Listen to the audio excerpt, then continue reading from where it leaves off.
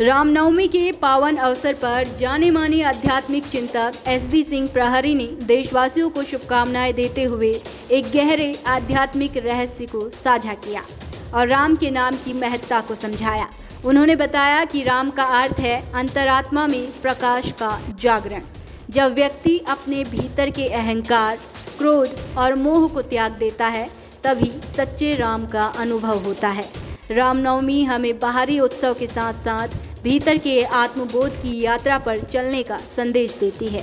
और क्या कुछ कहा आध्यात्मिक चिंतक एसबी सिंह प्रहरी ने, सुनिए। आध्यात्मिक साथियों को मेरा प्रणाम। आज रामनवमी का महान पर्व है। नवरात्रि पर्व के बाद लोगों ने यज्ञ आदि विधान करके और नवरात्रि व्रत के अनुष्ठान का पालन किया है।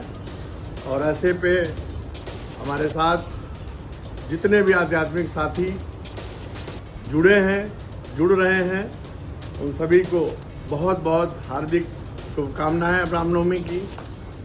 रामनवमी के इस अवसर पर यदि हम अपने विचार रख रहे हैं तो ये बताना भी आवश्यक है कि राम शब्द क्या है।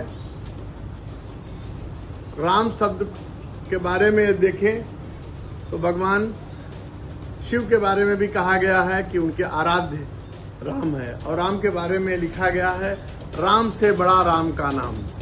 अर्थात राम के उत्पन्न होने से पूर्व भगवान राम या राम के नाम की महत्ता इतनी अधिक है आध्यात्मिक, जिसको लेने से भवसागर की को प्राप्ति हो जाती है। भवसागर का स्थान है कि अपनी ऊर्जाओं को ऊर्ध्वाकार करके और भगवान शिव के समीप, जहाँ से सृष्टि का प्रारंभ हुआ है, उनसे मिलन हो जाना। वास्तविक रूप से राम का नाम है जिसमें त्रिदेवों की ऊर्जा निहित है। भगवान ब्रह्मा जी जो नाभि स्थान है, जहाँ से विषय उत्पन्न होते हैं। भगवान राम जो विष्णु स्थान, आत्मा का स्थान हृदय कहा गया है, जो पूरे शरीर के ब्रह्मांड का शरीर का संचालन करते हैं। और भगवान शिव जो इन सबको अपनी ऊर्जा शक्ति से ज्ञान देते हैं ताकि विषय का प्रारंभ हो और विषय की प्रतिपूर्ति हो। कैसे हो? वो चेतना यानी चैतन्यता, शरीर की चैतन्यता का राज भगवान भोलेनाथ है।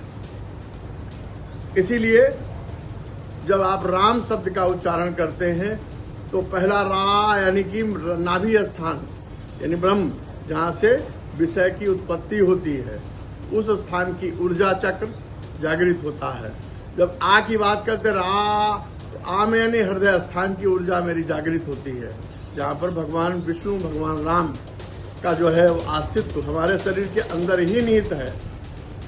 जैसा कि अध्यात्म में कहा गया है कि आत्म अध्ययन करिए कि भगवान भोलेनाथ, माता आदिशक्ति, सभी की ऊर्जाएं हमारे शरीर के अंदर ही निहित है। क्योंकि पुराणों में कहा गया है, यत पिंडे तत् ब्रह्मांडे, यानी जैसा ब्रह्मांड है वैसा मेरा पिंड यानी शरीर है। पिंड को शरीर बोला गया है।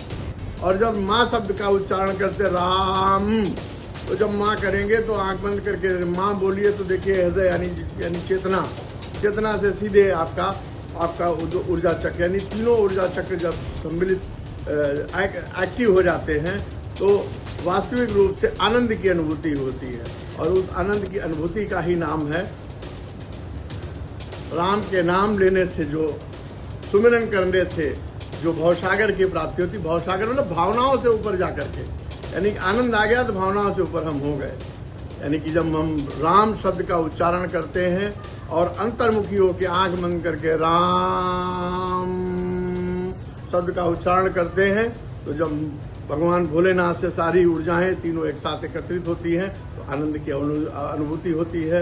वही भवसागर है, उसी को भवसागर पार करके आनंद की अनुभूति का ये भावनाओं से ऊपर का स्थान है। आशा है संक्षिप्त रूप में हमारे विचार आपको जरूर पसंद आए होंगे। बहुत बहुत आप सभी का हमारे साथ जुड़ने के लिए धन्यवाद, साधुवाद।